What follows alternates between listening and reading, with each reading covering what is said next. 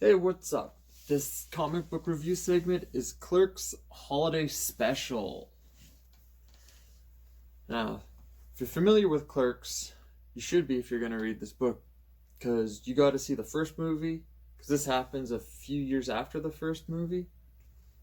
So in this comic, Dante and Randall are working the quick stop store, and Dante says 15 years earlier, Randall got a present for Christmas.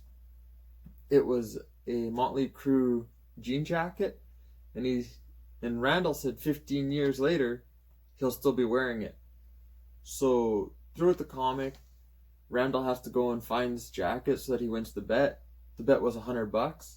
So if he loses, he owes Dante $100. And also Randall, while working at the RST video store, Santa Claus comes in and orders some elf porn. So it goes in between clips of him and Santa interacting, and towards the end of the book we get to see Jay and Silent Bob, which was a nice little extra. I always like to see Jay and Silent Bob in the Clerks universe. But yeah, so this book it's a quick little read, 20 minutes, 30 minutes. It's pretty entertaining. If you like the Clerks humor and Jay and Silent Bob style humor, then you'll like this humor. Has a bit of festive flair to it, so during Christmas it's a good book to read as well. I really enjoyed it, being a Kevin Smith and Clerks fan. And in the book, Santa happens to be renting the apartment in between the Quick Stop and the RST video store, which Randall says he hasn't noticed before, but everybody else has noticed it before. So Santa came from the North Pole to rent that, just to get away from Mrs. Claus for a little bit, which was kind of a funny part in the book. It also has a follow-up to Caitlin Bree's story.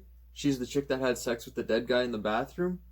So it turns out she's in a mental institute, and just sort of shows you what happens to her afterwards.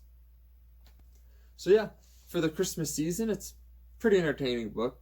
So if you can find it, I've seen it many times at comic book stores. I've seen it online, eBay, some comic auction sites. Just look around, and it's not too hard of a book to find. It's only a few dollars. It's not that high value of a book, but it's a funny book to read. So yeah, you want to read a Christmas book? This is a good one.